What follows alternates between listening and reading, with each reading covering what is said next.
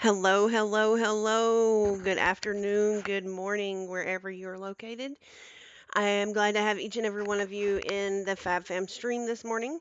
Today we will be making a few different things. We're going to work on some homemade ice cream. We're going to start with that, get that cooking, um, or mixing, I should say, and get that freezing. So maybe it'll possibly be done before stream. We'll see. And then we're going to make some jalapeno bacon dip and a chicken ranch cheese ball. And we're going to also do some homemade beef jerky in our dehydrator today. So let's get started right away and get to digging into all these wonderful things. First off, we are going to start with the ice cream. We're going to do some Butterfinger ice cream, is what I'm going to do today. And we're going to start mixing that in this bowl right here and get that mixing so that way I can get that in the ice cream maker and, we can get that going. So let's see here. First off, we need a cup of condensed milk. And we're going to, it's a very simple recipe too. You only have to have a cup of condensed milk, a half a gallon of milk, and then you're going to do 16 ounces of Cool Whip and 6 to 8 crushed Butterfinger candy bars. Um, some people use the big ones. You can use the fun size ones. It doesn't really say in this recipe. This is an older recipe I had passed down to me. So I just usually get the little ones and crush them up and all that kind of stuff. And you can kind of look and see if you think there's enough in there. You can always add more if you need to. So we're going to start with this and get this going. So let's see. Let's get our cup of condensed milk in this bowl. And condensed milk, just so y'all know, comes in a little can. And you only want 8 ounces of it. So there's going to be a little too much in here. So about a little more than half of the jar is 8 ounces because there's 14 ounces in here. So we're going to start with this. Let me get this in here.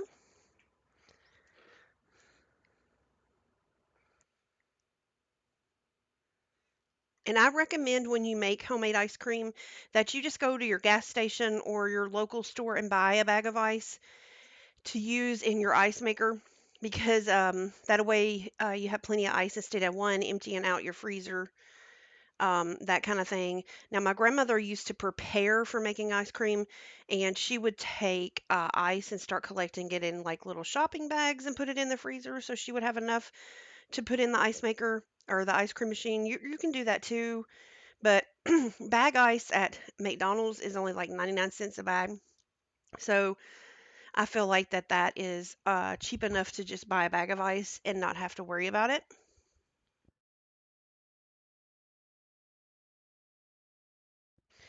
Hey, Alice, happy Saturday, dear. I missed you in stream last night. I was thinking about you. Hope you're having a good Saturday. So we got that in here, and now we're going to put in our 16 ounces of Cool Whip. 16 ounces are two normal size Cool Whip containers, okay? And I like this recipe because it does use Cool Whip. I think it gives it that nice, the texture of like a Frosty would be at Wendy's. It gives it that nice texture. So I think it's pretty cool.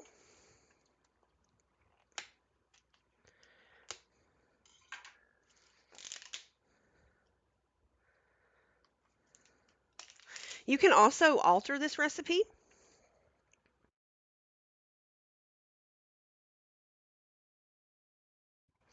If you don't want Butterfinger, you can do Reese Peanut Butter Cup or your candy bar of choice in this. You can always shake it up a little bit because I have done that before. What did I do? Here's my spatula. Sometime, depending on your ice cream maker machine, you will not be able to fit this whole recipe. It's supposed to do 4 quarts, but sometimes you cannot fit it in the ice cream machine. So if there's some left, if it's just a tiny bit, you can throw it away. Some people say they have half the recipe left because there used to be 2 quart ice cream machines. So if you have half left, just put it in the fridge or something and you can make another, let it go once that's done.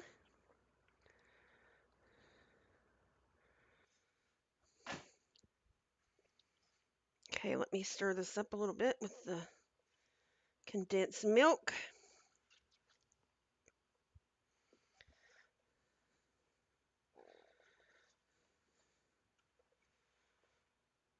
The condensed milk will make it being a little soft. The condensed milk gives it that ability to have a little bit of sweetness and also to thicken it up in the ice cream machine.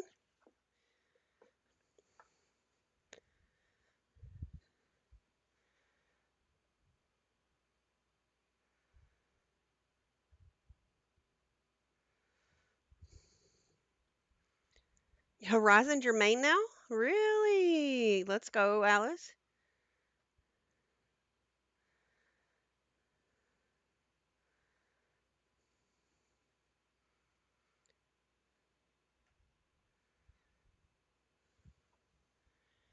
All right, let's see what else we need to do here. And we've got to put in our half of gallon of milk.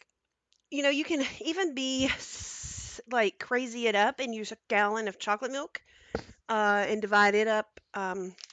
But I don't really care for that because it's too rich. So I'm just going to start adding a half a gallon of milk here.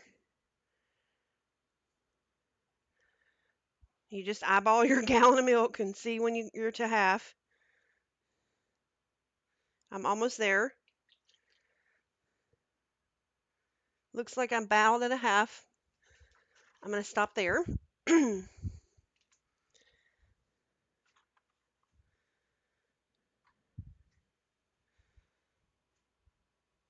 They're Nerf and Lifeline. Are you serious? I don't know if I saw that.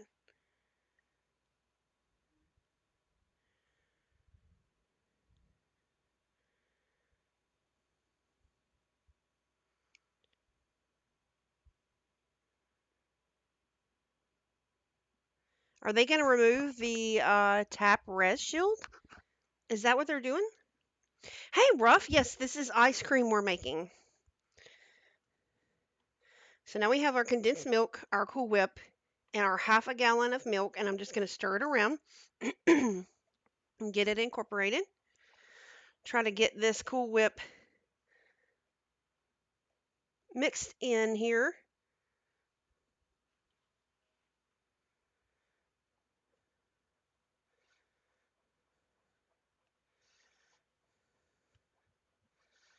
Just trying to get it all mixed up here.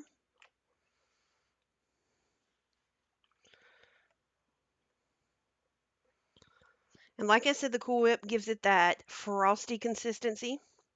Now we're going to start putting in our Butterfingers, okay? And you can even put 2 bars in here. Like, for instance, if you just didn't want it to be straight up Butterfinger ice cream, I've seen people mix Butterfinger and Reese Peanut Butter Cup together and put both of those in there. I mean, this is totally free will of how you want your flavor to be.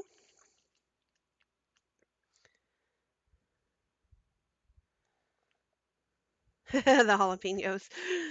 Oh my gosh, could you imagine jalapeno ice cream? I bet there is that somewhere. So I just kind of crush these in the wrapper and I just start adding them.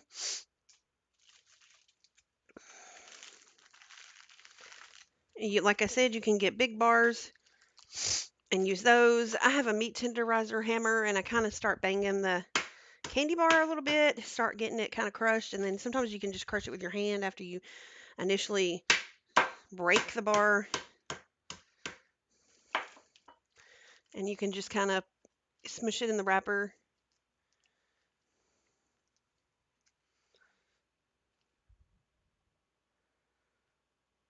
You're so silly, Ruff. Okay.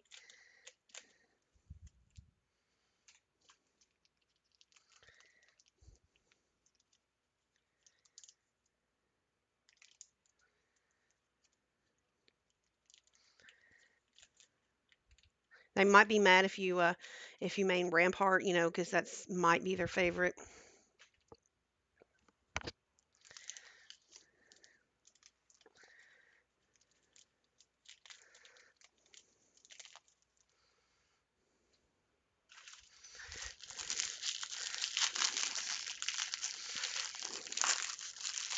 I hope I have enough candy bars.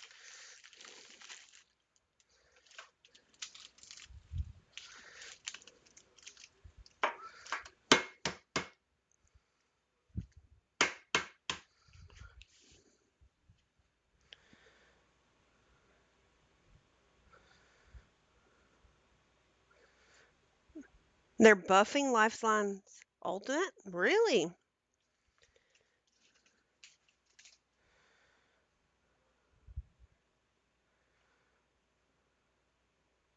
Ugh, I don't like Loba. All she does is get her team loot. That's really it. That bracelet works half the time and don't the other half.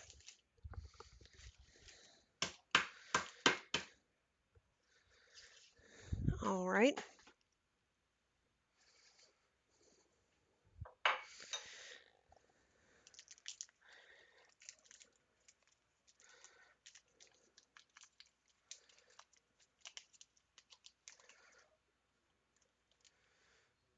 Let me.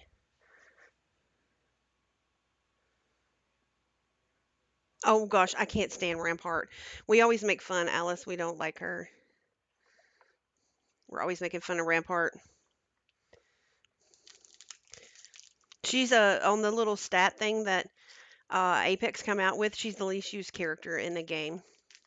Nobody likes her because it takes too long to get her minigun down. You're usually annihilated and dead before you can get it down.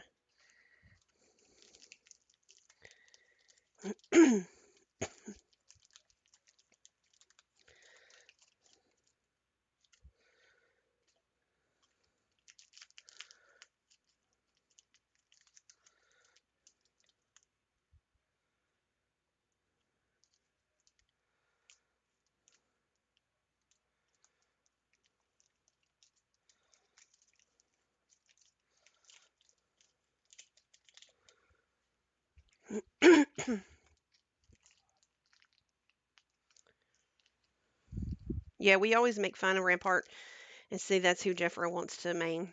We pick because we know he doesn't like her. Or we'll tell him that he needs to be Octane because he doesn't like Octane either. Because most people that you get in a match with, like a random fill, or you go against that are Octane, they just run from the fight and leave their team. And he thinks it's terrible. Puff mains Octane, but he tries to just get back and heal and get back in the fight because he doesn't want to be like typical people are with Octane.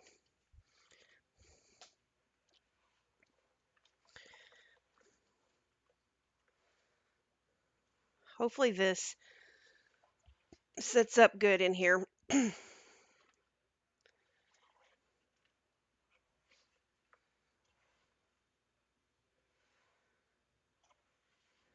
All right, hold on just a minute, and I'm gonna slip around the counter here, and I'm gonna see if I have some more candy bars. Let me put this back up because I don't want to have to walk right around there.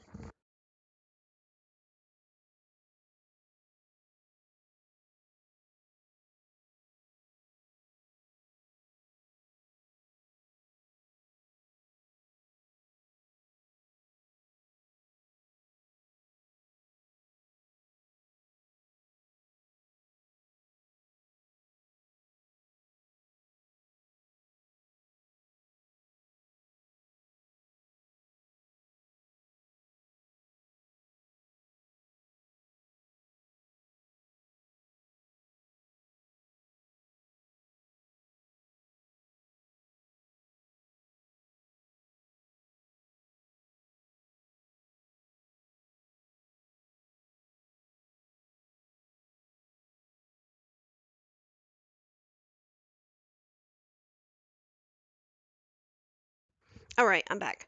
I found a few more little candy bars. I just want to have enough in here. I think last time I got 3 packs of mini ones.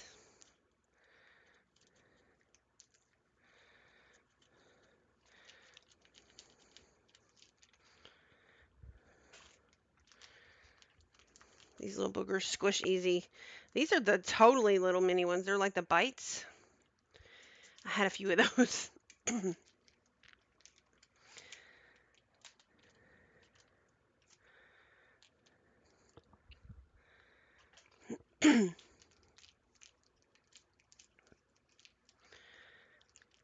All right.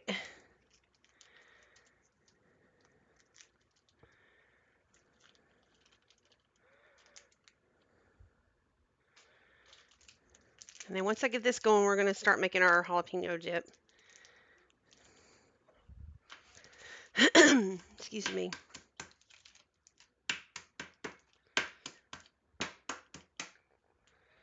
All right. Okay.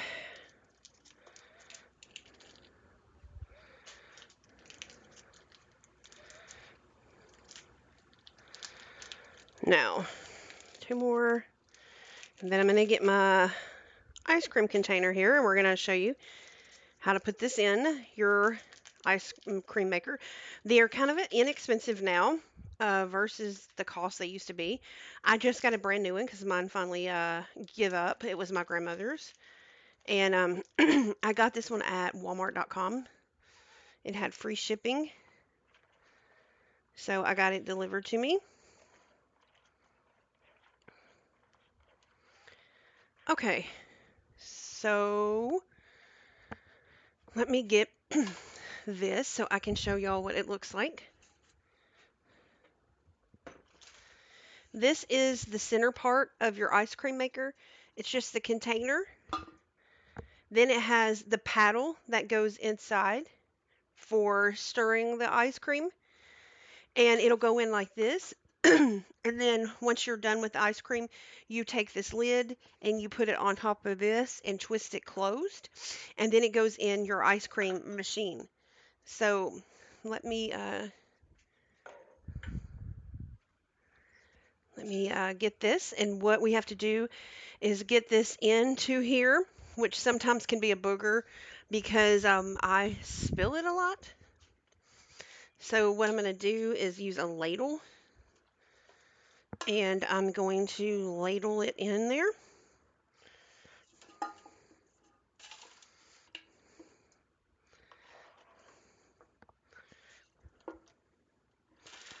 Now, sometimes you'll notice, depending on the size of your ice cream maker, like I said, there's 2 quarts, there's 4 quarts, and I think some people have 6 and 8 are still around.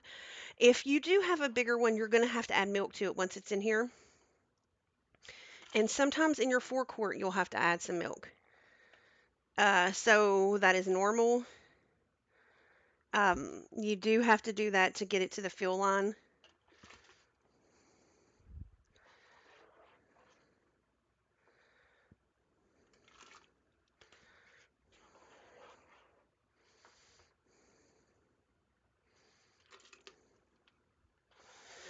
My dad usually just pours it in there, but I end up making a mess.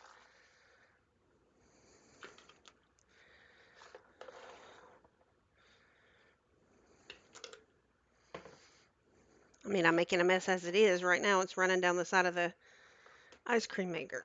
Okay,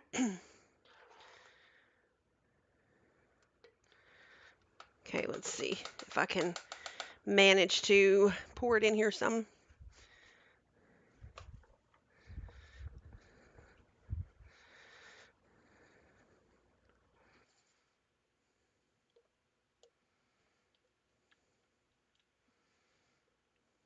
Perfect.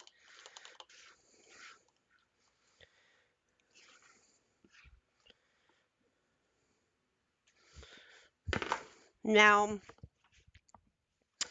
going to have to clean the side of this off. Shoot, give me my thing back. Let me put that in there. Okay, now I'm going to get some paper towels. Okay, now we're going to take our spatula thing here, and you're going to feel a ridge in the bottom, and you know it's setting right.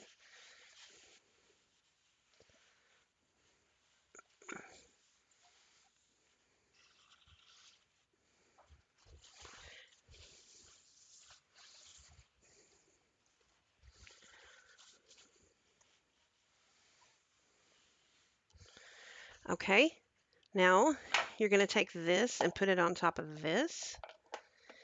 And there's a little ridge here. I should have put the lid more this way. And it's going to twist until the little ridge inside of here clicks with this, okay? Now that you have that done, I didn't have to add any milk to mine.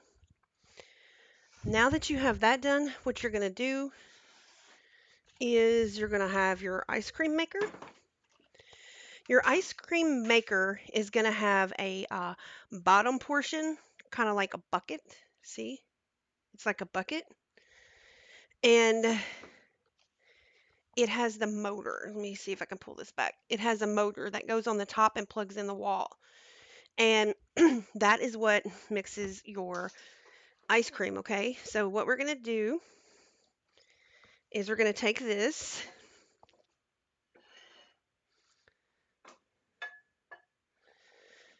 and we're going to take the bucket, and this just sets down in the bucket.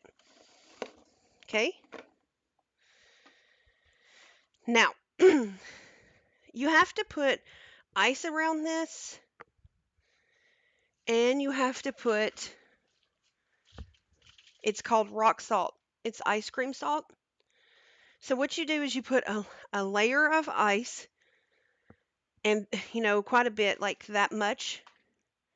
Then you put some of this on top of the ice, and then you do ice again, and you do it all the way up to the top and end with ice. The ice is what helps it, the rock salt is what helps it freeze, okay? So end with the salt, I'm sorry.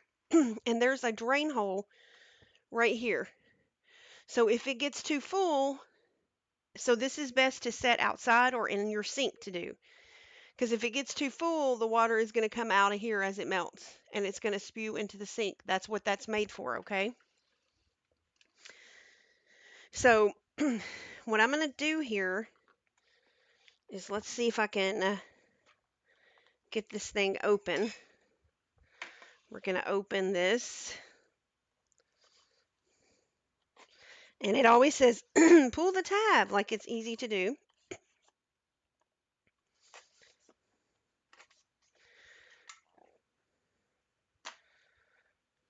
There is a little hole in here, and that is where your rock salt comes out. Let me get the ice.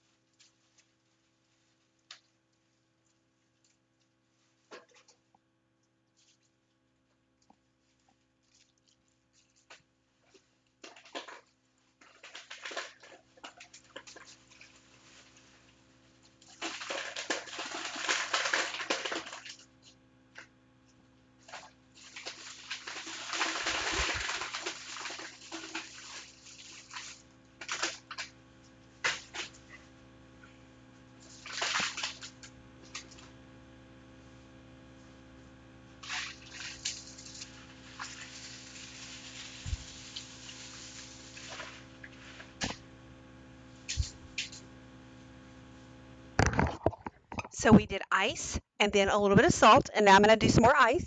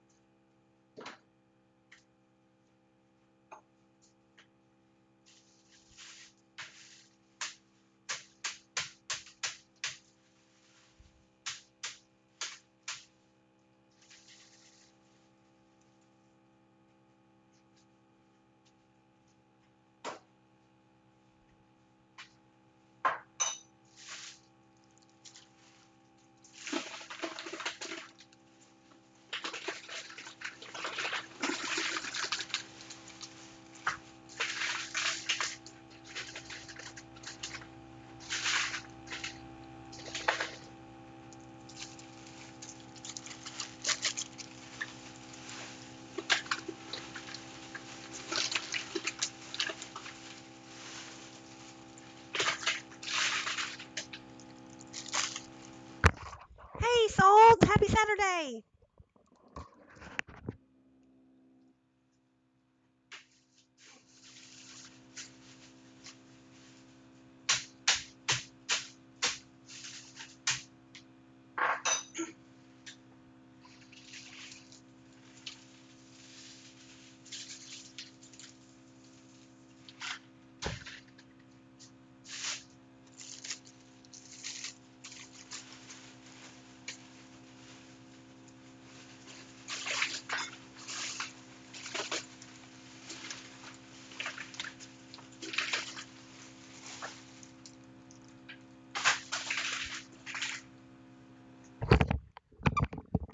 I wish I had some Mexican vanilla. I used to have some. I'm out, Salt. I had a friend who used to go to Mexico on mission trips. She is Hispanic. She lives in Florida, and she used to ship me back a huge bottle of Mexican vanilla, and I loved it. It was so pure and good. Okay, now what I'm going to do is I'm going to take this over to the sink, okay? And I am going to get this thing going.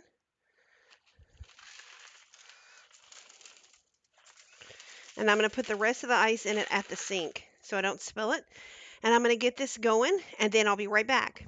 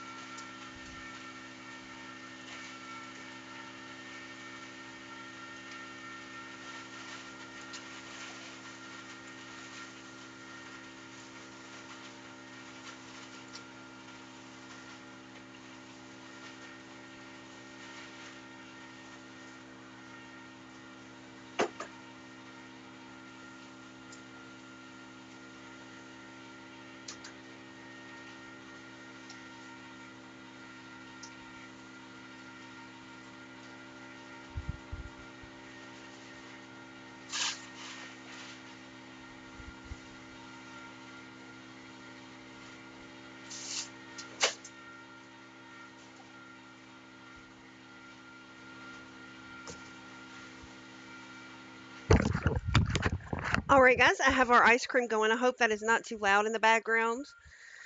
But I got our ice cream going,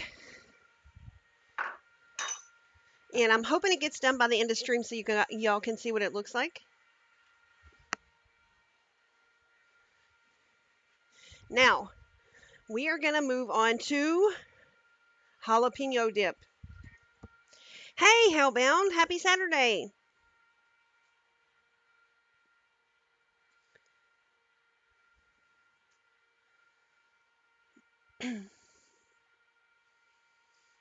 Yeah, Salt, the Mexican vanilla that my friend got me, I don't even know, but it was about this tall.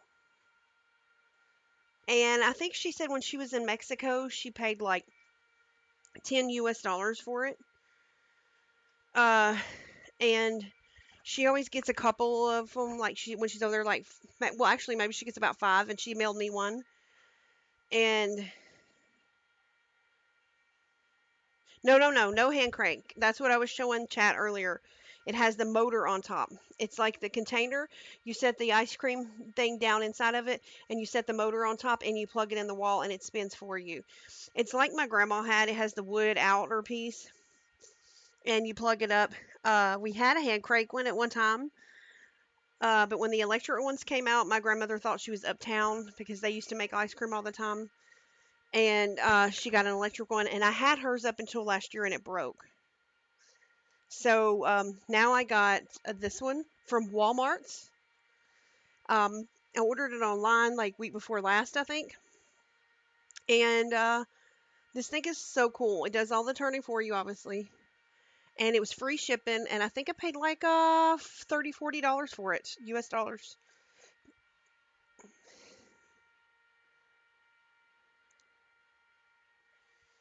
Okay, so let's get on to some jalapeno dip here.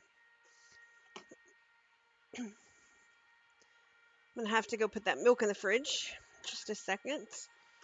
Okay, jalapeno dip. Let me preheat our oven to 350.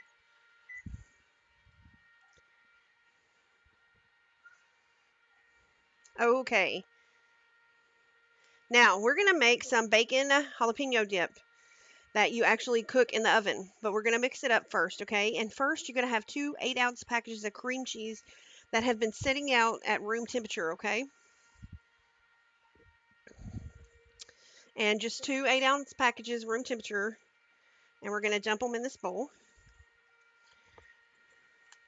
And when you make your ice cream, you do need to check on it periodically, see if it needs any more ice cream salt added to it, ice, or sometimes you have to pour water down in there to get it spinning if it's hung up. So you'll want to check all that.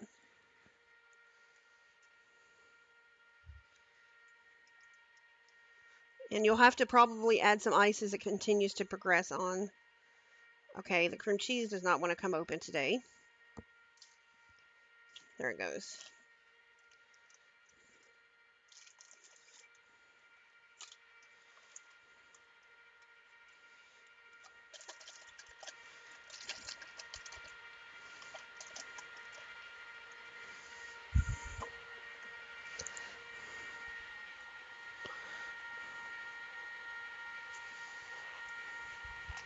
Yes, it is so cool. And I'm going to show you guys when I make ice cream.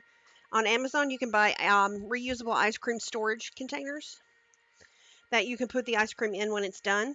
So like you would have an ice cream container from the grocery store. These are reusable ones. You just wash each time and you fill it full of your homemade ice cream and you keep it stored in the freezer. And when you want ice cream, you just get out your own homemade ice cream instead of store-bought. So I'm going to show you what those containers look like in just a little bit.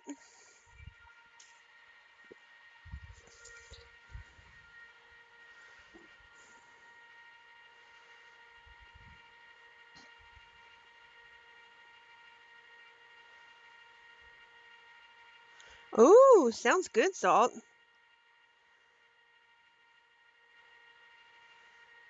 Ooh, yummy, yum. Okay, cream cheese, a cup of mayonnaise. Let me get my measuring cup right here.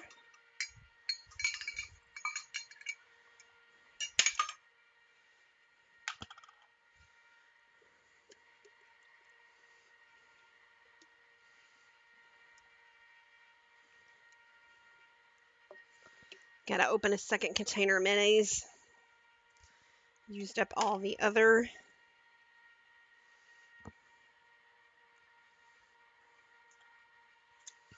I use Duke's mayonnaise, just like the taste of it. Don't know if people have a preference. I just think it tastes better than Kraft or something like that, or Hellman's.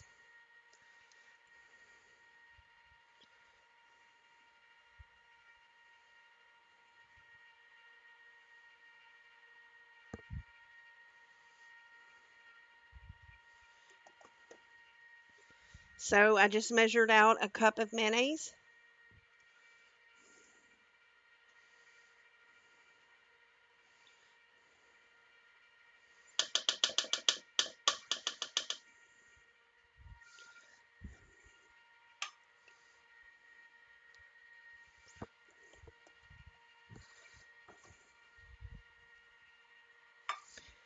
Right.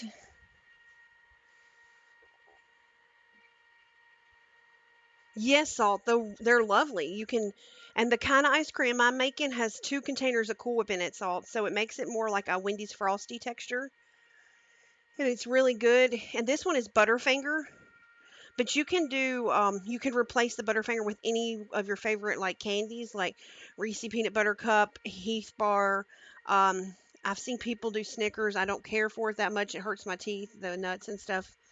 But you can do anything like that, and you can also mix twos. I've seen that where people do a little bit of Butterfinger and a little bitty Reese peanut butter cup and put in there. You can do that. Now we're gonna add six. You add 6 to 8 pieces of bacon, sliced bacon. Yeah, 6 to 8 slices of bacon, diced and cooked crispy. Okay. So I've already pre-cooked our bacon. So we're just going to dice this, crunch this up in here. We're just going to crunch up some bacon in here.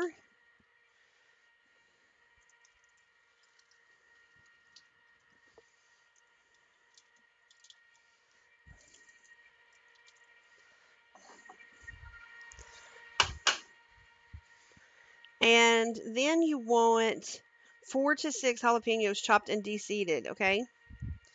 And we're going to do that right now. So I've pre-washed some jalapenos over here. So let's cut these up. And you want to de-seed them. Yes, leaving the seeds in makes it hot. But this dip is made for more of the flavor of a jalapeno and not so much the heat.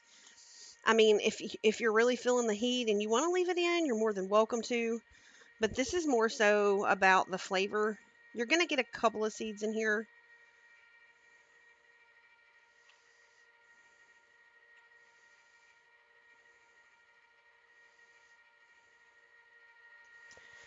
I just try to shake out as much as I can in the trash can.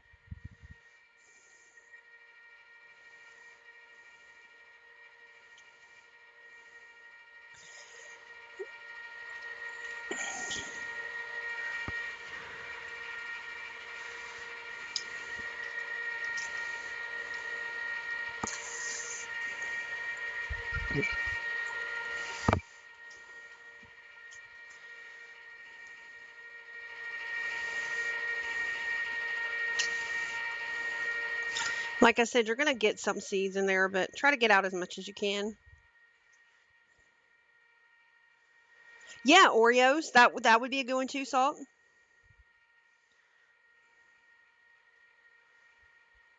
And acids. Oh my gosh, Hellbound, you're hilarious. That is so funny. I like that one, Hellbound. Do you like hot stuff, Hellbound?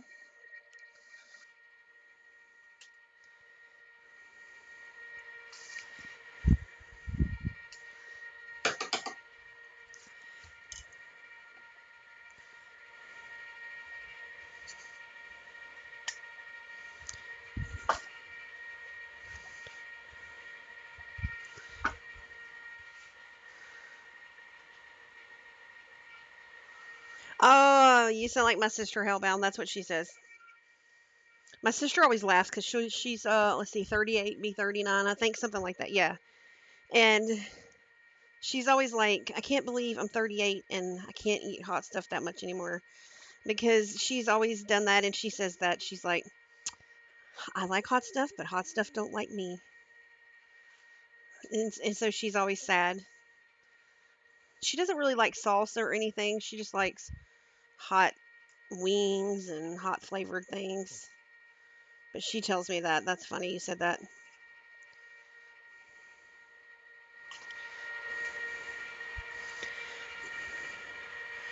So 1, 2, 3, and we're gonna do one more.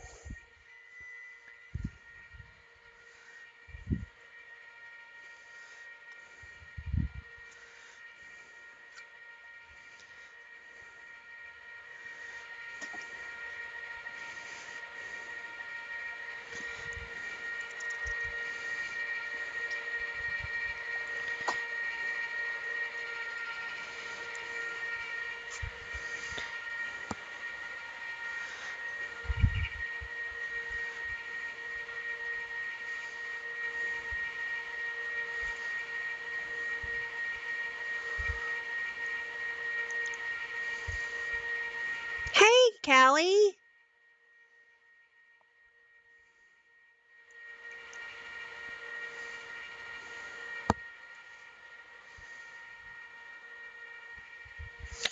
Man, I'm getting jalapeno pepper in a cut I have on my finger.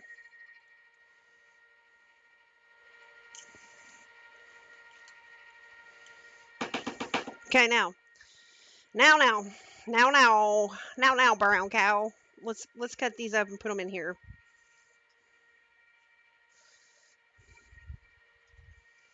The seeds are what makes it hot, in case y'all didn't know that. So if you don't want the heat, stay out of the kitchen. No, I'm sorry. Just take the seeds out, okay?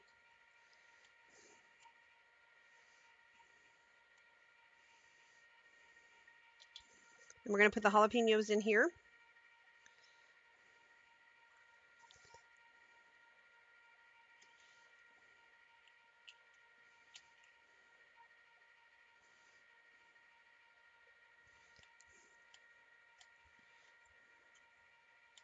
Hope you're having a great Saturday, Callie girl. Hope your work week went better this week.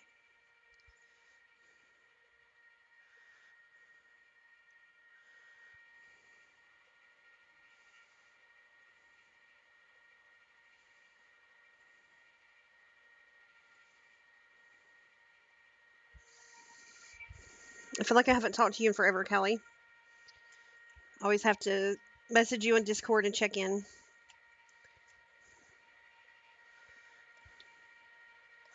We need to get some games in sometime too, Callie. Play something. I don't care what.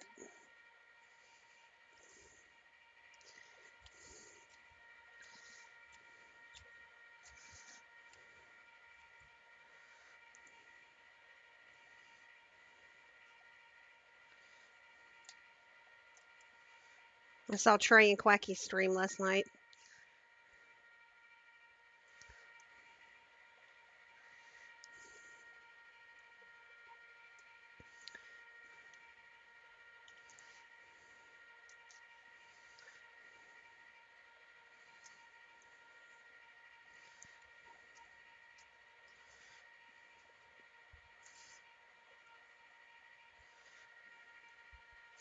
You can hear our ice cream mixing away over there. I don't know if y'all can hear it or not.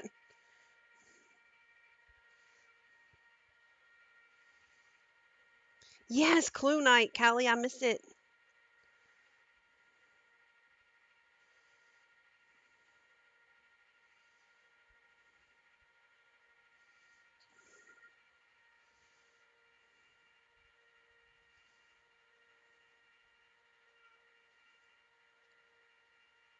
Hey, Salt. Yes, I made this cutting board. This was my first cutting board, actually. Sorry for the zoom of the camera there. That was my very first cutting board I made in like 2014 or 15. I made them and sold them. I used to go to a fair and sell tons of them. And here's the big one I have. This is for my meats. It's a big one. And I always round my edges on my boards when I sand them. And I start rough and I go down to like a smooth grit on the sandpaper so I can get a smooth surface. And then I buy these little feet that I put on my cutting boards so they have nice little feet. And I treat them with Howard's Butcher Block oil. I don't like mineral spirit oil, because it can go rancid. So I use Howard's Butcher Block oil. And when I sell these, I send a sheet with the customer and tell them how to treat them. And what you do is ever so often, when you feel the board is needing a little TLC, you need to add a little bit of Howard's. You can buy it at Home Depot or Lowe's sells it, even Amazon. And just pour a little bit of oil on there and take a rag and rub it into your board really good to season it. And then I also tell people not to cross-contaminate. This is my board for fruits and vegetables, and that big board I showed you is my board for meats. So that way I don't cross-contaminate anything and make anyone sick. I learned that from a bigger woodworker, and I've always told people that too.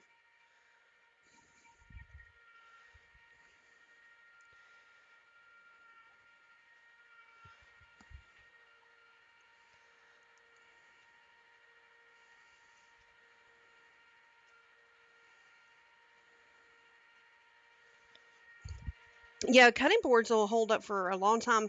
You know how people used to talk about butcher blocks in like the meat shop or something like that?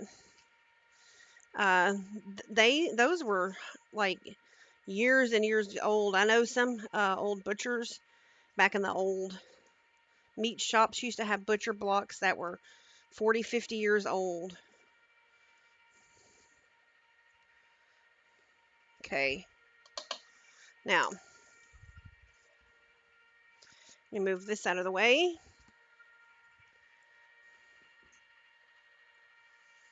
Got to knock this stuff off it because we're going to have to cut a green onion in just a second here. Okay.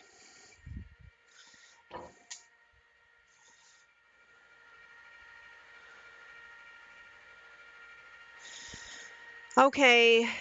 Then we need to add, you add about a fourth of a cup of a diced green onion. I just usually cut up one.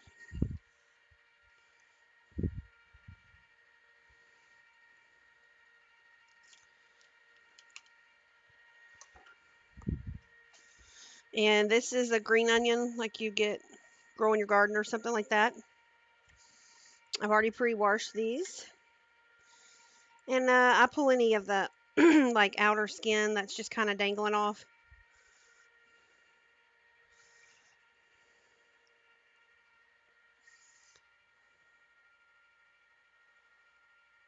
That'd be awesome, Salt.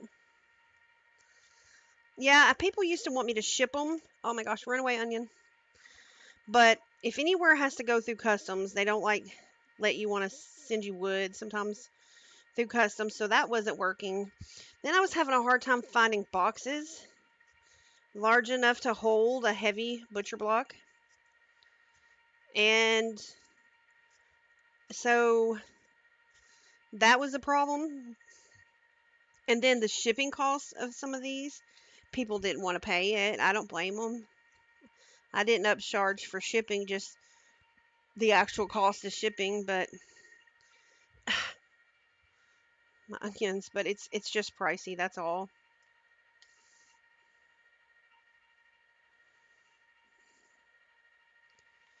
So then I started doing the local fair, which I haven't sold there since 2017, I think.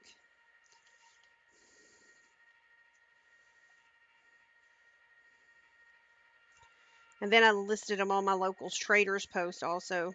I'm just dicing these onions up, y'all.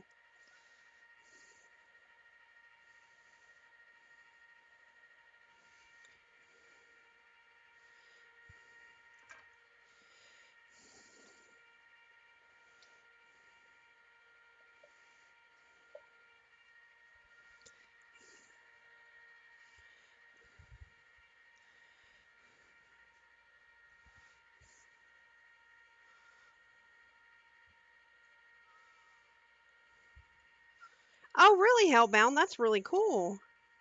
We have to plant them.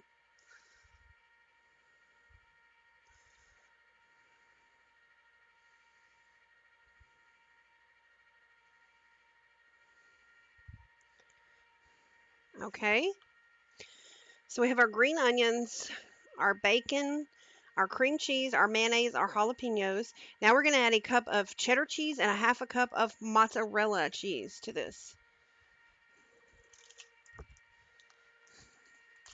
By the way, you guys, we are getting a YouTube channel. We have a YouTube channel coming, and we will have um, the cooking VODs will go on there. Frank had been suggesting it to me for a while. So, and some others, because like Swife from Grands wanted to make shepherd's pie, but the VOD is already gone and she couldn't watch it. She wanted to watch it. She had the recipe, but she just wanted to watch it too. So Cilantro will be in charge of getting the videos loaded up to YouTube. And so some of the old stuff won't be on there, but we'll grab what we can and going forward, and we're going to put the VODs on our YouTube channel. If you scroll down in our channel at the bottom, I already have a link to our YouTube channel if you want to subscribe. There is nothing on there yet. We officially just set it up on Thursday night. So, uh, but it is there, so you guys can join, and Cooking VODs will go there. So feel free to share with anybody.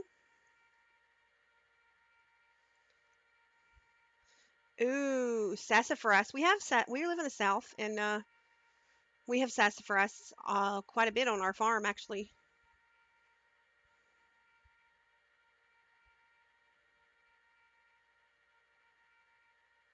Oh, that would be fun, Salt. I think I would enjoy doing that.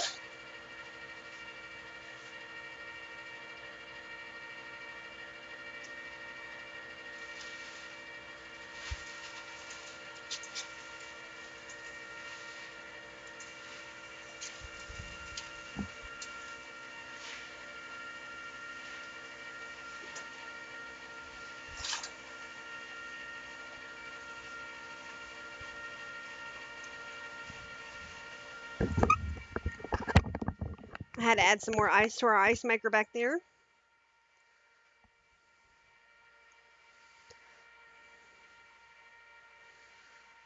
Oh, you don't see any in South Carolina, really?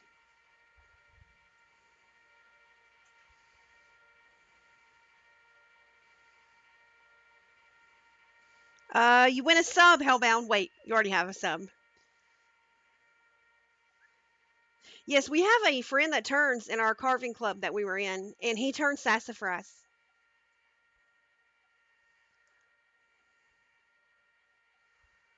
And Jeffro had tons of sassafras wood in our shop. It is not cool to carve on though. It's too tough to carve on.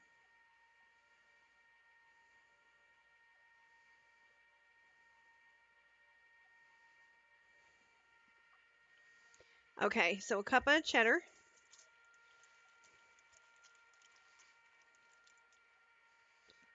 I use Colby Jack. And a half a cup of mozzarella.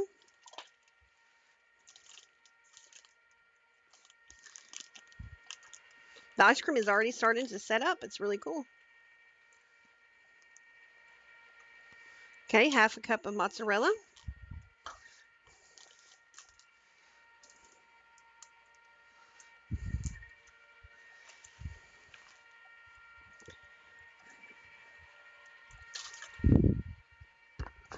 Okay.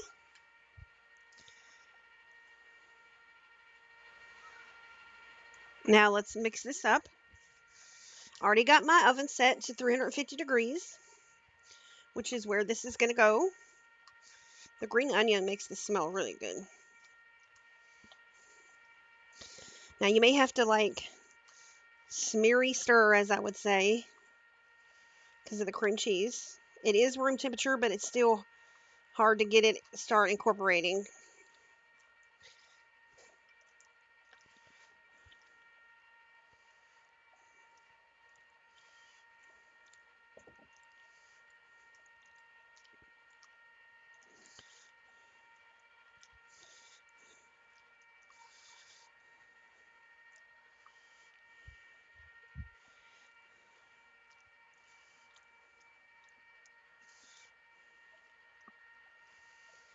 And just make sure you try to get all of this mixed in as best you can.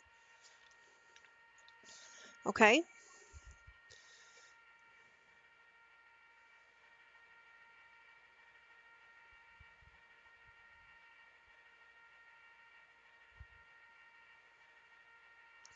It's hard to carve in the sense of some of the stuff like chip carving with a small knife. Sassafras was harder to carve into with chip carving. Now, Jeffro could do big signs like name signs he does with his big hand chisels. He could carve into sassafras. But as far as chip carving, yes, it is too hard to use for chip carving, which he did a lot of.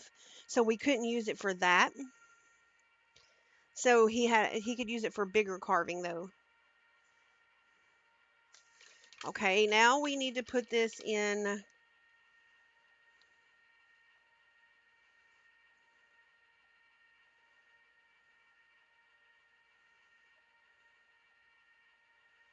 a 12-inch across pan, which works really good in the pie pan.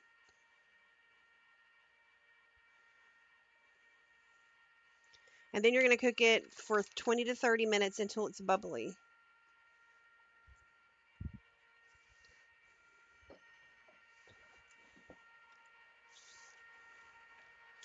Okay, I think this is good.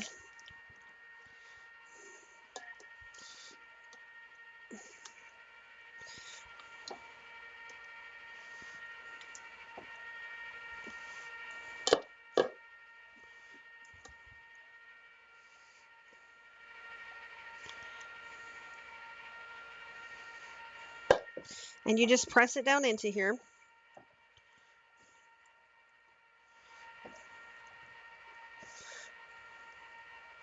And this is going to be a dip.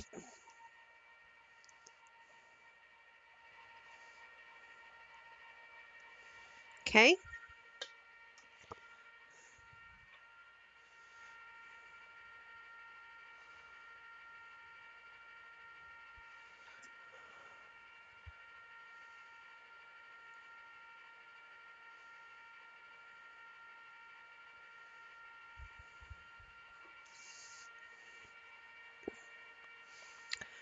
Some people make furniture out of sassafras, depending on what kind it is, like little tables and stuff too. So we're going to do a cup of crushed Ritz crackers on the top of this.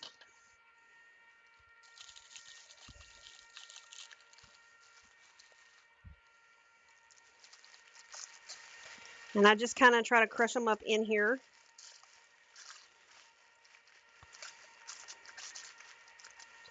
Now, when also something I'm hearing the ice cream maker to tell y'all, you'll know when your ice cream is done. Mine has a clear lid. I can see through it and see if it's setting up. But also, your ice cream maker is going to start making a different noise when it's starting to get done. It's going to start going bogging down and just being whiny like wah wah wah, and then it's going to sometimes it'll completely stop because that means the paddle can't turn inside any longer because it is already frozen there. So you'll know when it's time to take it out.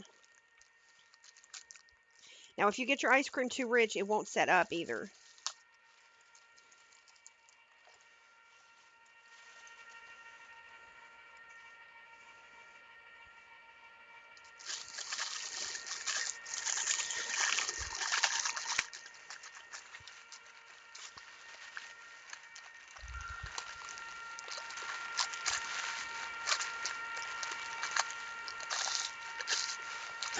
That's funny, Salt.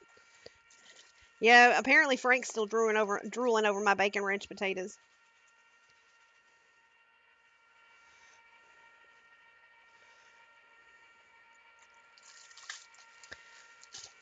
He told me one day, what was it he said the other night?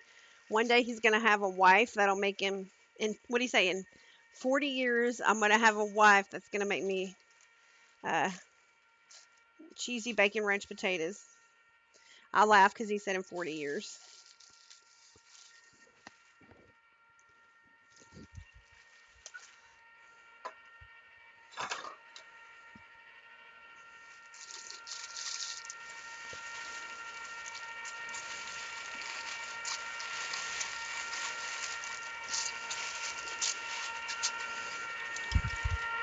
Frank cracks me up.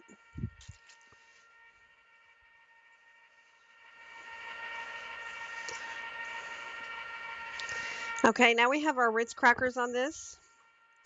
And we're going to add a half a cup of Parmesan cheese.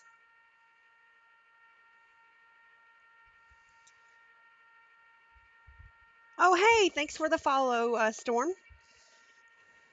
Your account there threw me off for a minute.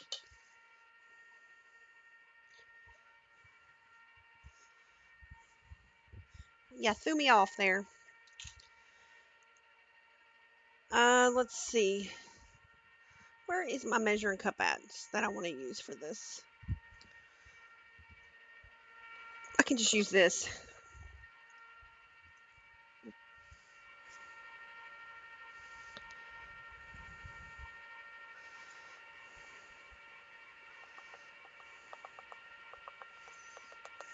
Half a cup of Parmesan.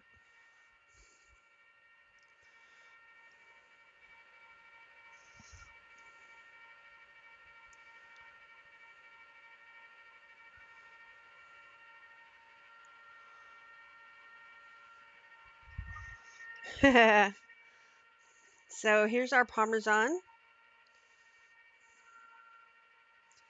Our half a cup of Parmesan.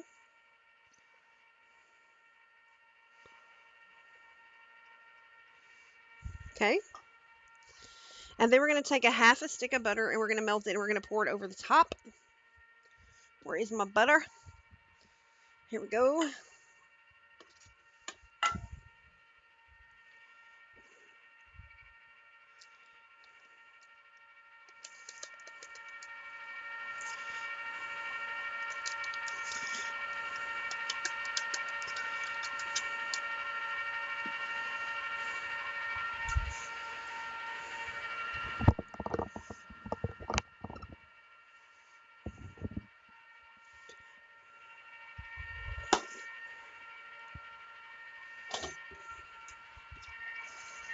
Let me melt this butter here. I'm going to put it up in the microwave. Try not to splatter it everywhere.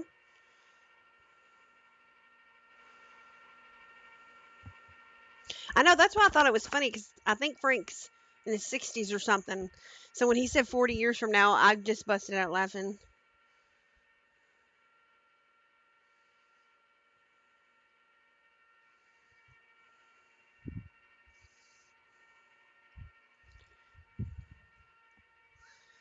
Right. I definitely hear a change of sound in the ice cream.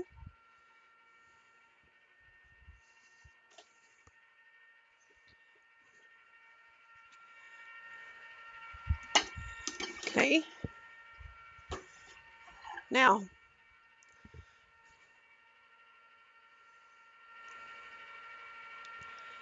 we're just going to drizzle this butter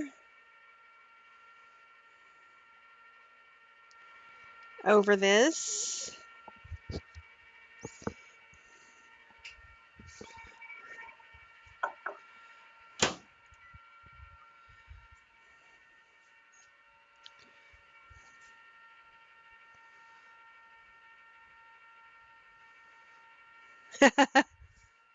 Okay, now let's put this in the oven.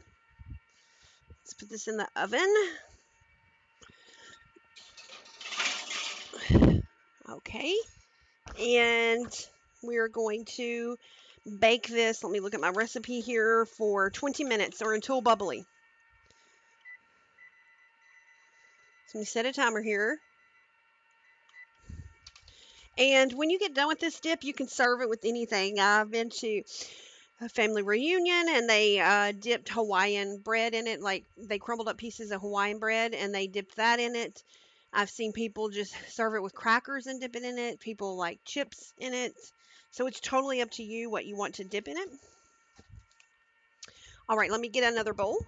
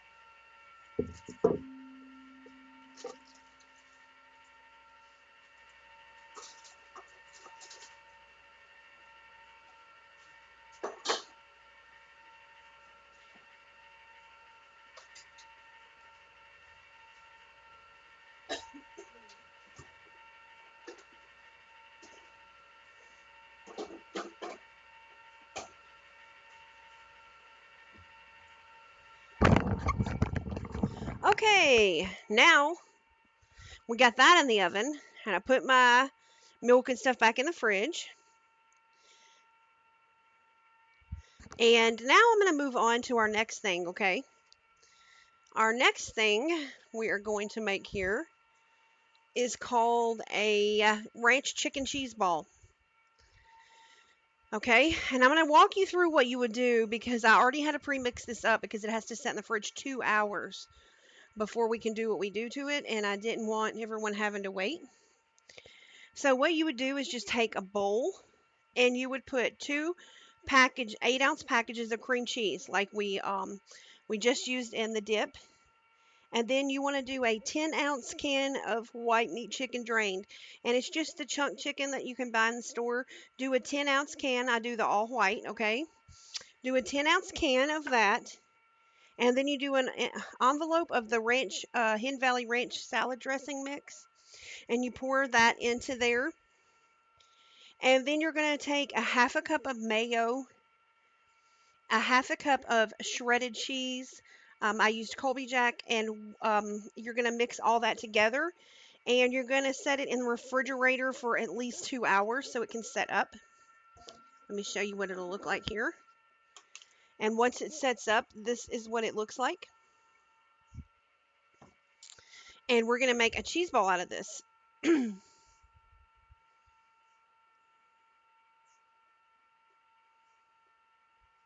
Oh, that's fine, Storm. Thank you for following.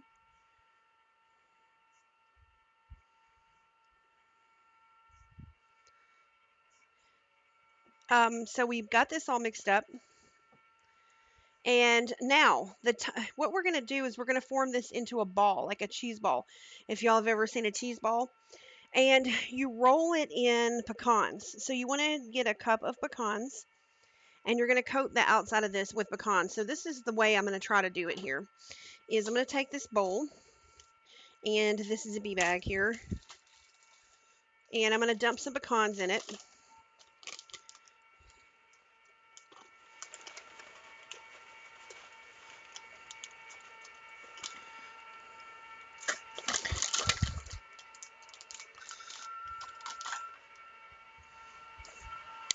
And where is my little hammer thing that we just used? I know I moved it.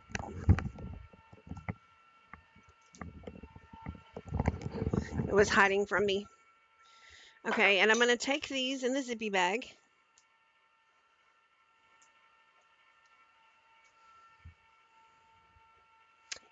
You know what, Salt? I don't like really cheesy generic cream cheese because I think it does taste weird. I get my local grocery store's brand cream cheese and I think it tastes okay. But I don't like what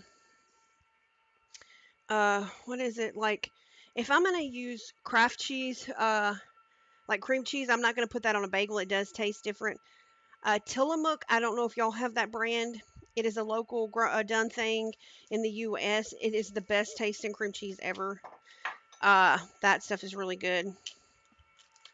But normally I just get the Publix or Kroger brands. Now I'm going to crush these up with this. It's the flat side of a meat tenderizer is what I'm using. And I'm just trying to crush up these pecans.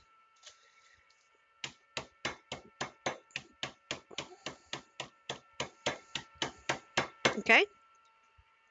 Now, I'm going to take this bowl. And I'm going to sprinkle a little bit in here. Not all of them, just a little bit. Now, we're going to take this. And we're going to get nasty here. You can smell the chicken. And we're going to form this into a gigantic ball, okay?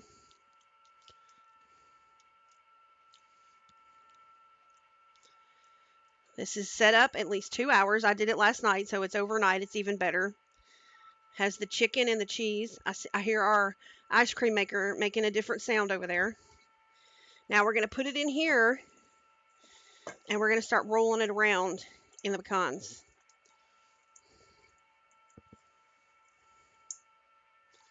Now this is definitely messy, yes, but very delicious. Now I'm going to take this, which I don't care if it gets messy because I'm going to throw it away, and I'm going to put the rest of the pecans in here. And all you're doing is trying to coat this thing in the pecans.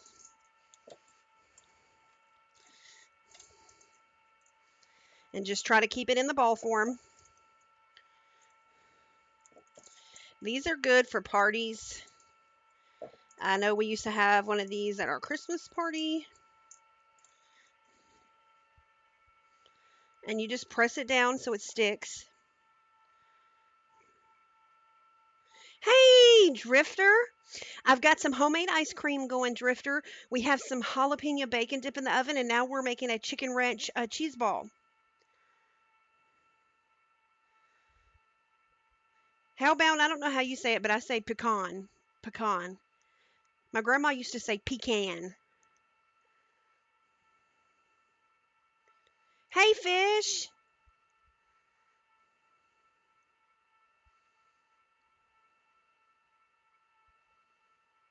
Yes, have you ever had a cheese ball salt? A lot of people have them at parties and stuff. And you literally just take a little knife and you'll scoop off of the cheese ball and you rub it on a cracker and eat it. Okay, so now we have this coated. Now here's our plate. I'm trying to, and the cheese ball sets on it. And that's how you serve it. Let me show you guys. Hold on, okay? I'm going to try to get my headset off here without getting completely disgusting.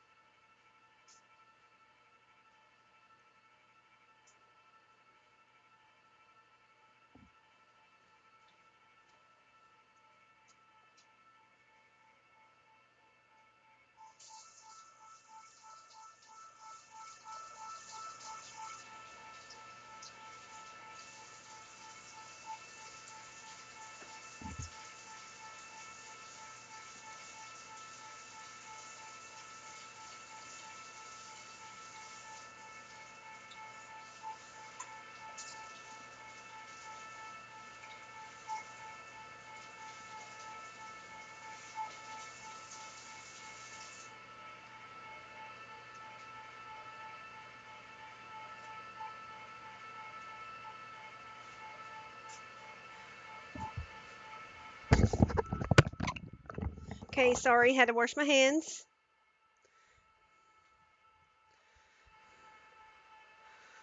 Thanks for the alert, Polar. For real, Hellbound, not even the rounds in the plastic containers you can buy them at the grocery store salt cheese balls.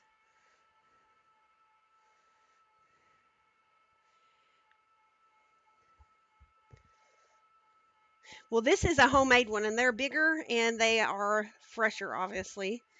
But this is what a cheese ball looks like. This is a cheese ball. Now, you just serve it literally that way if you're making it for a party or something, or you just want to snack on it. And you just take Ritz crackers or something, and you put it on there, and that's how you serve it. Like, that's how people eat it. So they would literally just take a knife salt, and they just dig a little bit out like this, and they spread it on a cracker, and they eat it.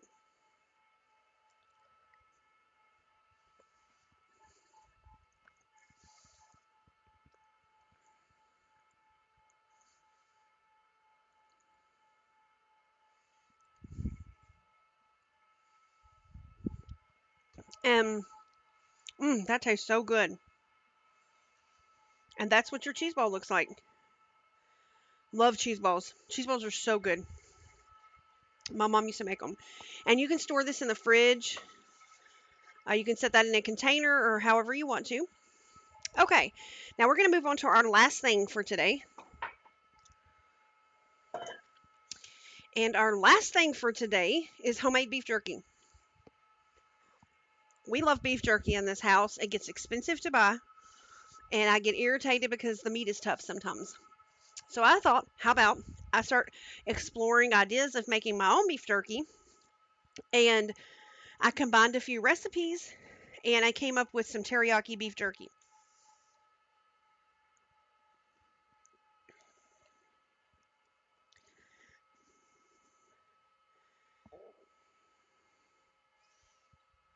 Oh gosh, hellbound. Puff wants me to make one. I'll make a cheese. It's like it's in a form of a cheese ball, but it's a dessert one, and it's a key lime one. He wants me to make that. We had it at a Christmas party once. Okay, so teriyaki jerky. So let's get started here. I'm gonna pull all my good stuff over here. You have sweet cooking rice wine that goes into your jerky making. You have your meat curing salt, your ginger, some soy sauce. We have our brown sugar. And I'm going to start by showing you what you mix up to soak your meat in, okay? You're so funny, Icy. For all of y'all that don't know, Drifter is a friend of ours. He lives in the Caribbean. And he has a shipping box in Miami that gets their stuff and it goes across the water to where they live. So B24 Gaming, that is a friend of ours that streams that's in here. He lives in Trini, also in the Caribbean. So they're so funny because um, I'm always telling Barry I'd send him something, but it would be rotted. But so, anyways, let's get to making the sauce to soak the jerky in. Okay. So we're gonna start by putting a fourth of a cup of soy sauce in here. So I think this is new. So I'm gonna have to take the seal off this. And I get the low sodium soy sauce. After you start making your own jerky, you're not gonna want to buy it anymore. Oop, our ice cream is bogging down now. I hear it. Should be done in a minute then. Fourth of a cup of soy.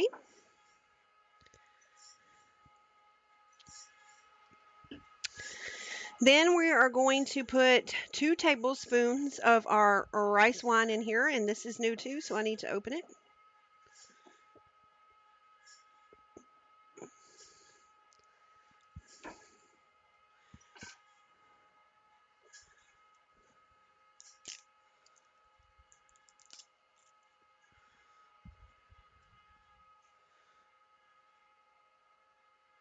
Vegetable soup, boy. I got to cook you some food. 2 tablespoons. You can't eat vegetable soup and play Apex. What's wrong with you?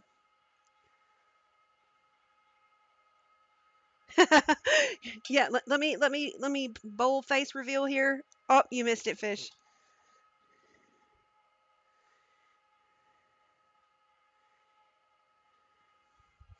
Okay, so 2 tablespoons of rice, oil,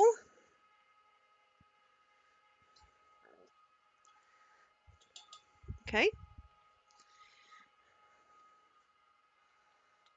or people pronounce it. I can't ever say it. Mirin, Mirin, mirin. That's my country version. Don't know if it's right. 2 tablespoons of brown sugar.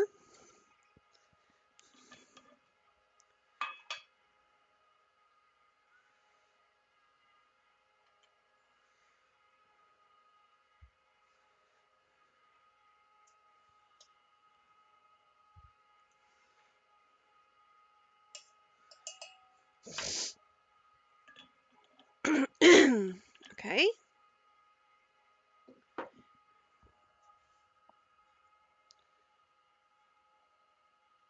Thank you. Cilantro is always my word pronouncer for cooking, where I don't sound too ridiculously stupid. A teaspoon of ground ginger. Here is my ground ginger. I'm going to put a teaspoon of that in here.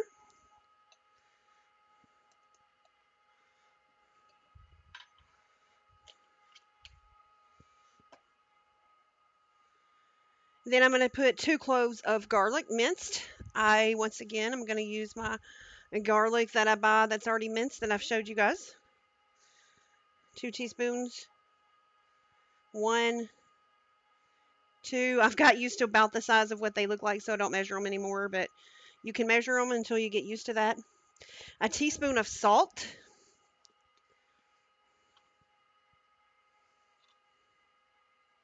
Okay. And 1/4 a teaspoon of your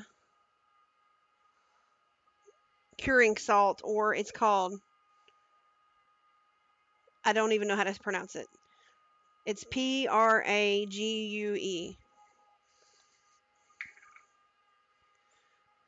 You can get it at a sports store like Bass Pro or Academy. Hey, Forrest. Howdy, howdy, howdy.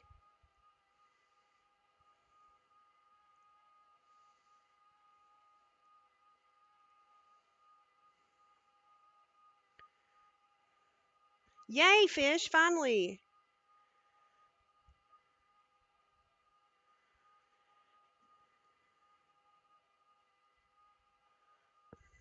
So now we take our little bitty whisk and we're going to whisk all this together.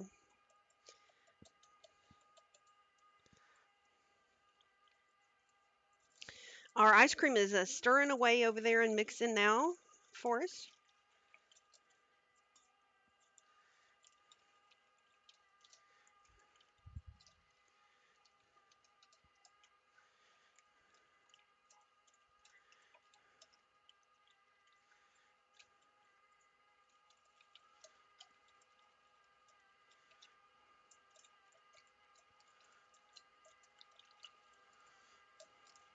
Now, we have that all mixed, everything's mixed up, the little marinating teriyaki sauce. Now we're going to get our jerky ready. Really, Forrest? Yummy.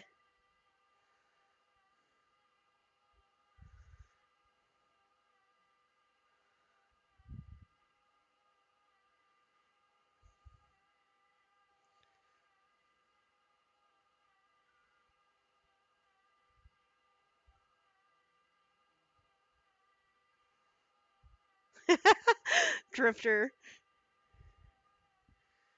Okay, what I do is I go to my local meat store and I get uh, you get a 1 pound eye of round roast. So if you can find an eye of round roast, your butcher will cut it up for you. And I get them to cut it for me into thin strips or into thin pieces, and I cut them up into the sizes I want here. Let's get our meat board out. Where is my knife? Missing knife on aisle 4. Missing knife on aisle 4. Uh-oh. Ice cream maker stopped. Ice cream is done. This bad boy is done over here. Let me get this out. Our dip is done. Everything is getting done. Let's go. Let me go turn off the meat maker so it doesn't burn out my motor.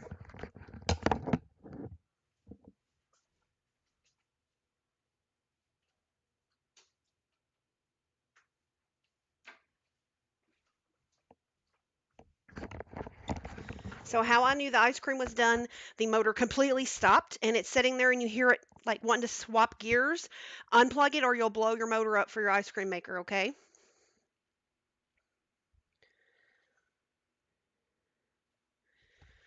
Okay, I got my dip out.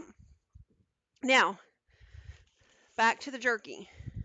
So Publix, I've gotten to this one butcher. He cuts up meat for other people that make jerky, and he gets me an eye of round roast.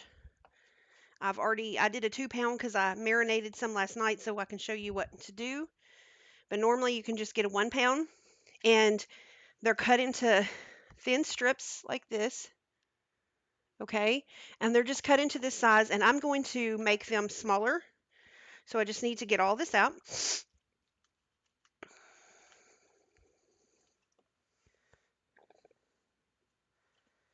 This is all my meat. And I'm going to take my knife, and my butcher knows how to cut the meat because you can either go with the grain or against the grain. And if you go long ways per se, you don't want to cut the roast that way. So he just cuts it straight down, and that way it's not gritty. So I have all my meat, and I'm just going to cut it up into pieces here.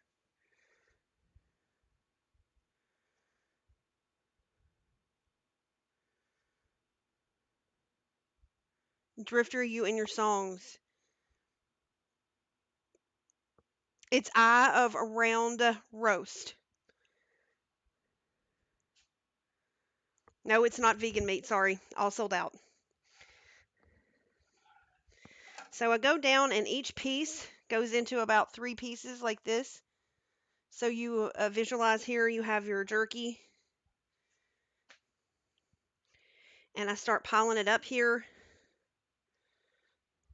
Small pieces you only need to do in half to get your jerky pieces.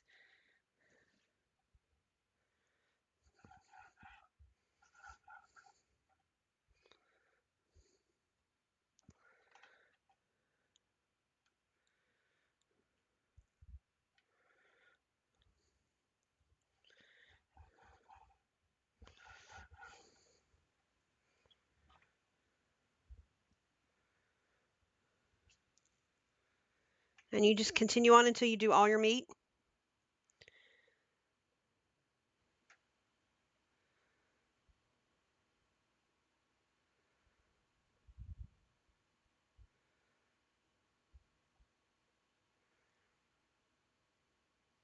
That's funny, hellbound. You never had beef jerky, Icy? What?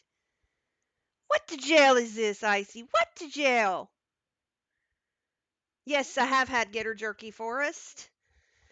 Jeffro's grandma got me some from Florida. They all live down there.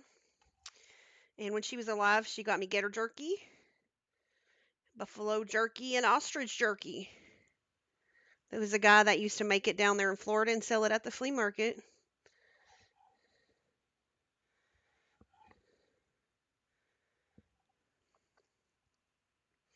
Apparently, South Florida, down where families around from Fort Pierce, Vero Beach area, jerky's a huge thing down there too.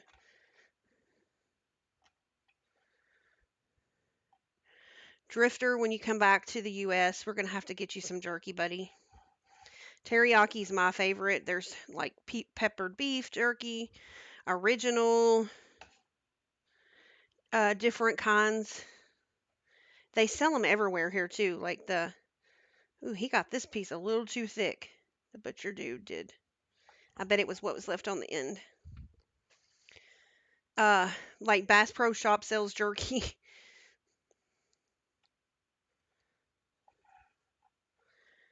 It's so good. The way I make it is dehydrating it, or if you have a smoker, you can do it in there.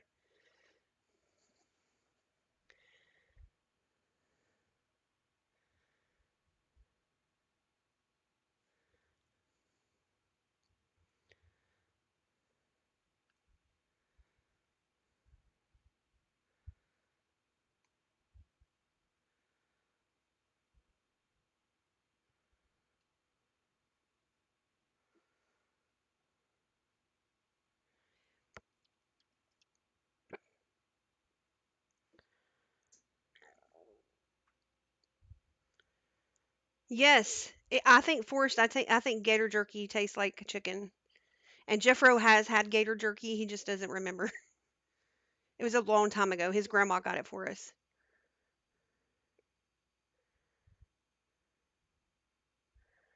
Yes, cilantro. The ostrich was okay.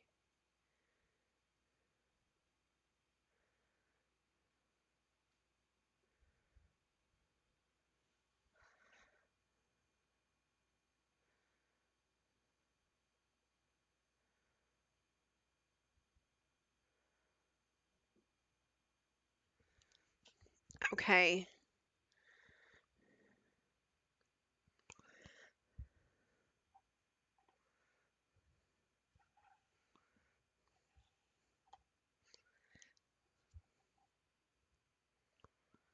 Yeah, we had gator jerky way before we had kids.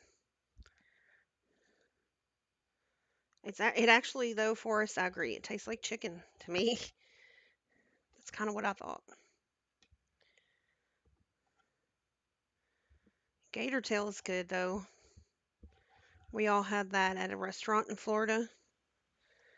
And it was an appetizer.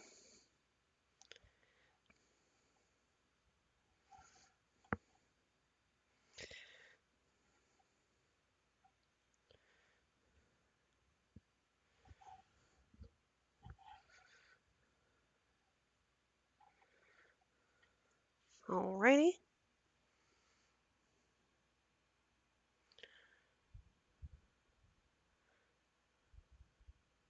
Tofu? Ugh, no, Drifter.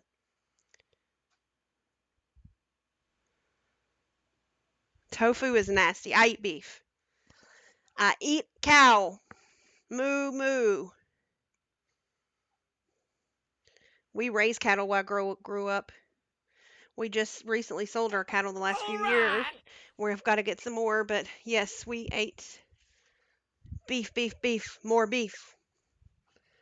Okay, now got our jerky cut up.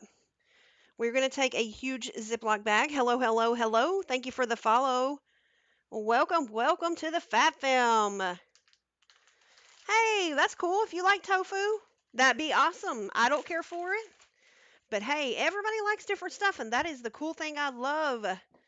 Is everybody likes so many different things. That is awesome. Okay, here is our marinade. Now, we're going to pour it in a big Ziploc bag.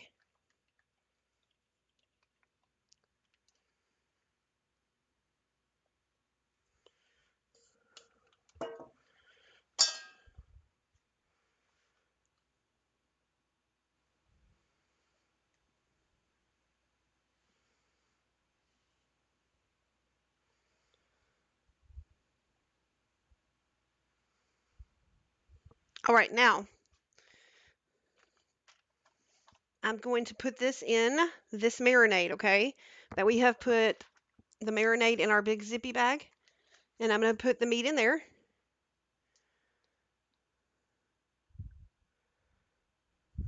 Exactly, cilantro.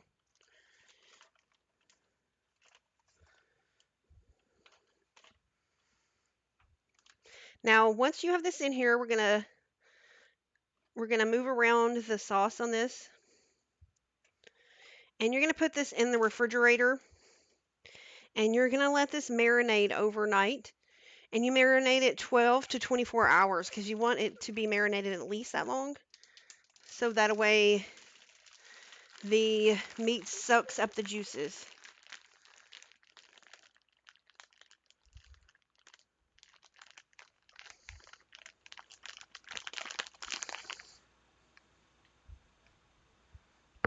Salt, that's funny. See, you just mix this around.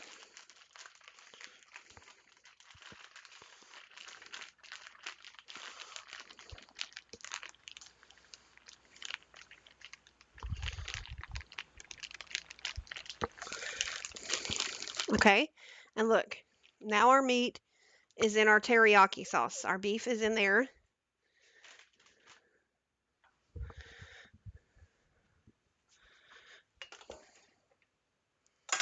Okay, now let me move our butcher block out of the way here.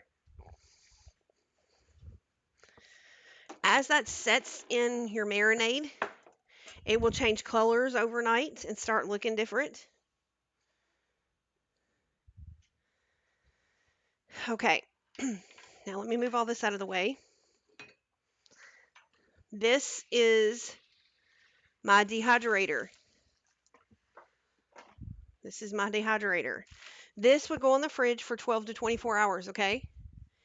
Luckily, I had a 2 pound roast, so I already did one batch last night. So let's pull over here what's been setting for about 18 hours. Okay, this has been setting. The meat has darkened from the sauce. And we're going to take the lid off this. And your dehydrator is in trays. This is the top because it has the cap on it, so I have to make sure that goes on the top. The rest of these come off. Now, the dehydrator itself, that is like the motor dehydrator part. That is going to help this dehydrate. So we're going to open this up and we're going to start putting our meat on these trays. We're going to spread them out, make sure they're on here well, and we're going to start stacking them on here. Okay.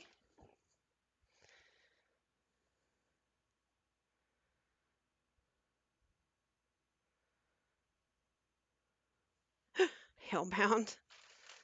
So I'm going to reach in here. Like I said, your meat will darken up and it has a wonderful smell to it. It actually smells like teriyaki. Let me move this over here so you can see. And I'm just pulling this meat out. And make sure you spread it with your hands if it's all curled up in here. And you just start putting it on your tray. Usually I can fit a pound on all of these. If not, just leave what you have in the fridge and let this batch finish. You can make some more.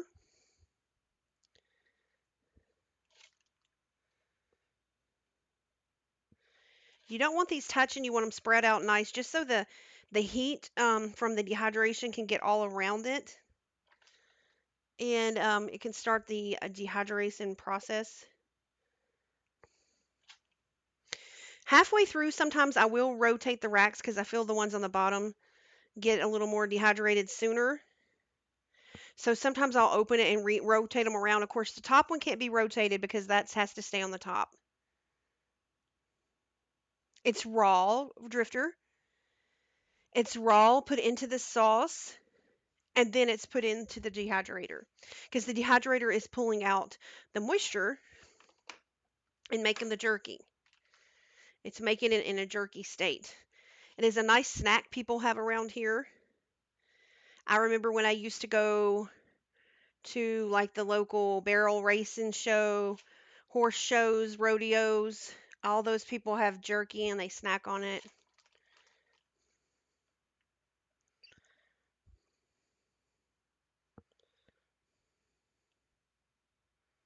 Sometimes you may not need all your racks for one batch, it just depends.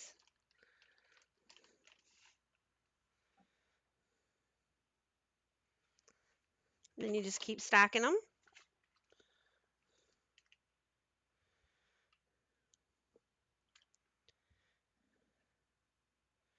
Now I don't have any jerky cooked already, but what I'm going to do is once this finishes later today, I'm going to take a picture of what it looks like cooked and put it in Discord. And Drifter, that'll give you an idea of what it looks like too, since you've never had it.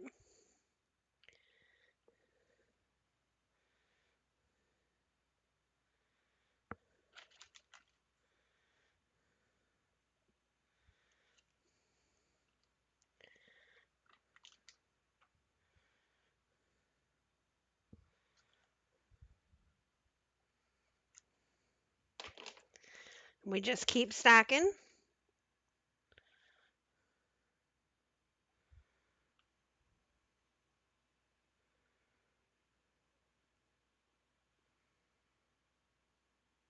Yes, the dehydrate is after it's dehydrated, Drifter. That's when you do eat it. It is cooking it. A dehydrator cooks while it is doing its thing. Yes, Hellbound. That's what I was saying. We rotate the trays too. So that way, I just make sure everything's the same, cooked the same. Like some on the bottom aren't done more, that kind of thing. So yes, I do the same thing, Hellbound.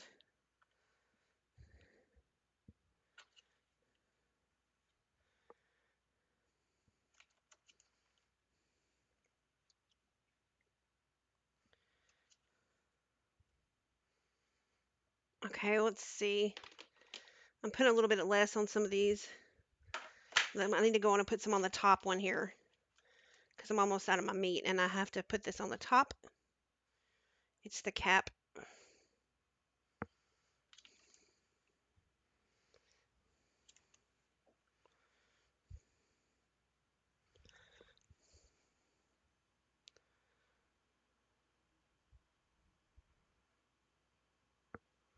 Oh, that's fun, Drifter. Yes, the dehydrator cooks while it's doing its thing.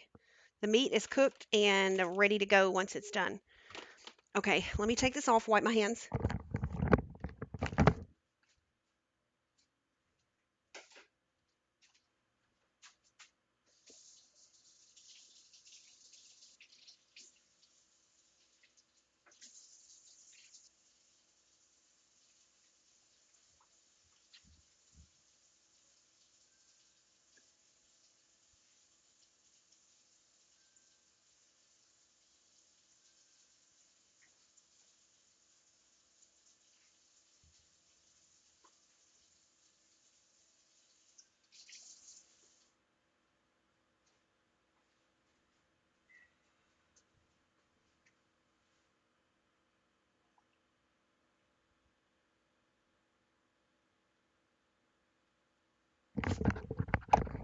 Oh no, Drifter, y'all are having a lot of storms lately. Okay, so we had one rack left that I'm not going to put, and then you put the lid on it. Okay, I'll just set this rack to the side. And this jerky, you're going to want to cook it on, let me see here, let me find my temperature. I'm going to dehydrate it on 160 degrees. So let me set this thing on 160 degrees. That's as high as it'll go. And I want to cook it 4 to 6 hours until the meat is dried. Usually it's more toward the 6 hour part. Uh, but I do rotate it. So let me put it on my time.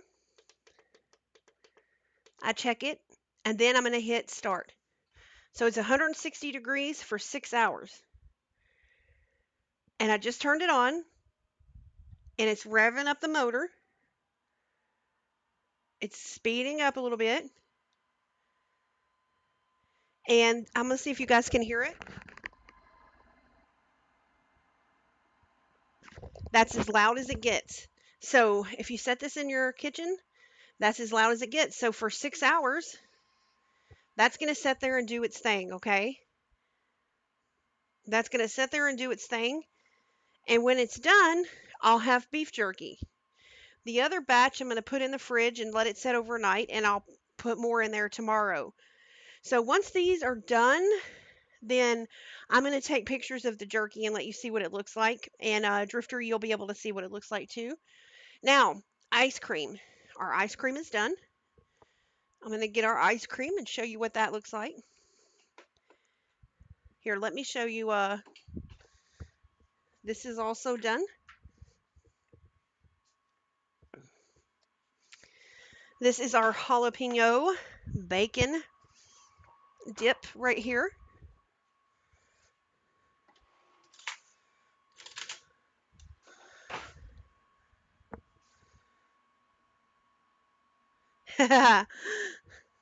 So,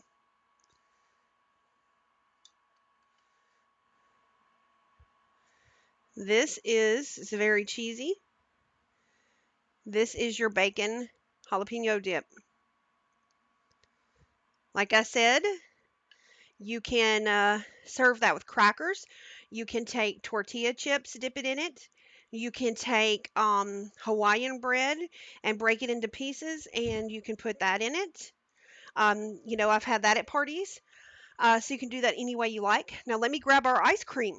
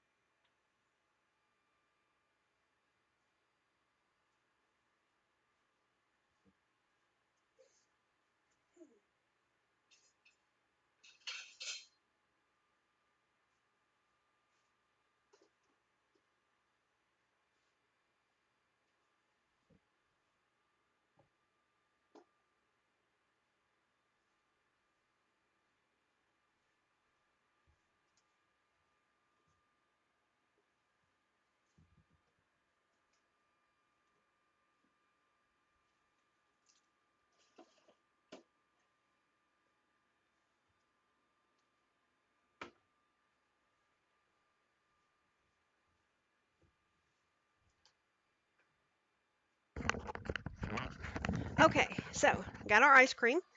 Now, let's take the lid off of it.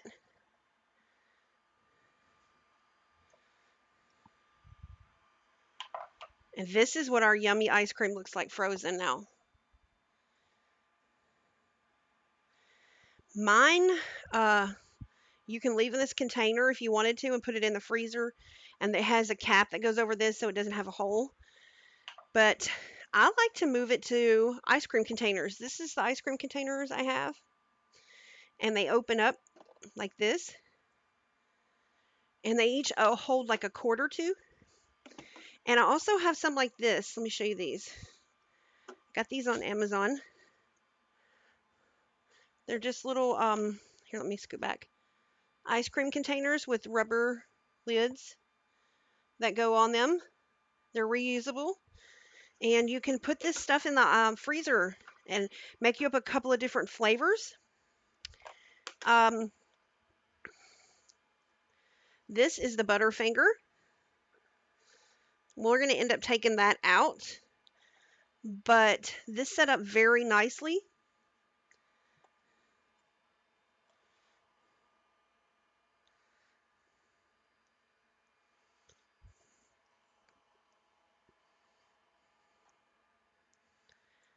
You just dip it into the container.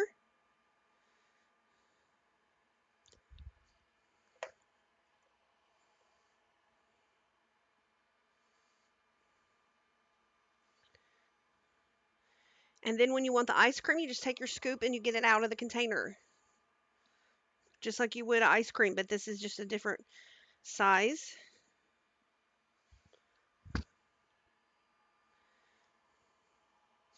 And these can stack in your freezer.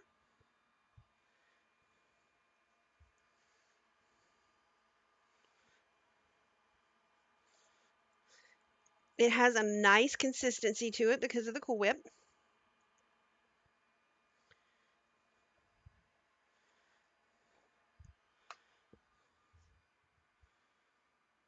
Yay, cilantro.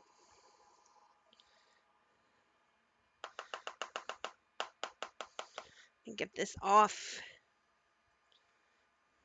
Okay. So there you go. We have our ice cream in here. Now we just put our lid on it, snap it on, and this thing is ready to set in the freezer. Let me see if I can get this out some.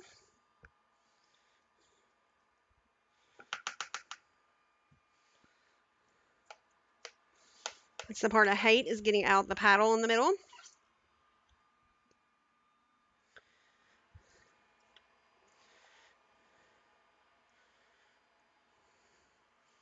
I'm going to put some in this kind of container too. This didn't take very long to make. Let's see, we've been going almost 2 hours for stream, so we're about an hour and 30 minutes, hour and 40. You have your ice cream. We always make this in the summertime for get-togethers, cookouts. A lot of people get me to make ice cream, and it can cook outside if you're outside. It's good if you go camping. You can make it at the campground if you have a outlet. I know I have friends that do that. Uh, and 4th of July, we used to make ice cream at. Here, let me get another spoon.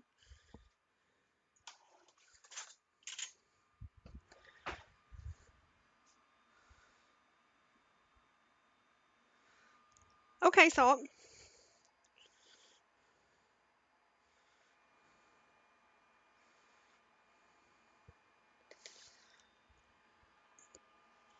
This sets up really good in here. You wouldn't believe it, but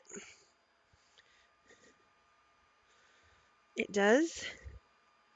The Butterfinger mixes in really nice.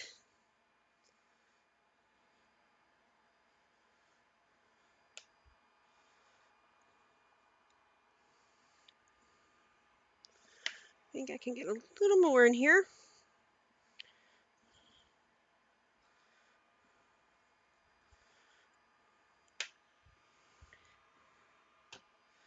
There we go. So far I have this container full of ice cream and this container, and they can go in my freezer, and I have homemade ice cream. So there you go, guys. So today we had ice cream, our ranch bacon dip, jalapeno dip. We have our beef jerky going here, and don't forget about our yummy, yummy cheese ball. So there you have it. Some fun things to try out. Uh, you guys can ask questions in Discord if you find out later you're going to make any of this and you have a question. Please feel free to ask me. I'll be happy to assist. I will take pictures of the beef jerky when it's done, everyone. Feel free to check those out in Discord. I'll put them in the food channel. And that's about it, I guess. So glad you guys could stop by today, enjoy the cooking stream, and maybe learn a few things or two that you didn't know. Please come check us out on Monday. We'll be having a stream at 3 o'clock Central Time. And don't forget, cooking streams are Wednesdays and Saturdays. And once again, in the Discord, there's a suggestion channel. So if there's something you'd like to see me make on stream, please feel free to go over there, plop it down in there. I'll be happy to try to look it up, consider it. If I don't know how to make it, I'll definitely figure it out. But anyways, thanks guys for coming by. Thanks for your support. I appreciate each of you. And I hope everyone has an excellent day. Some of you I may see later in Grand Stream. If not, I'll see you guys on Monday. Wrong one. I'll see you guys on Monday. I'm glad you stopped by. And everybody, just make tomorrow a great one. And don't forget to tell someone you love them today. Bye bye.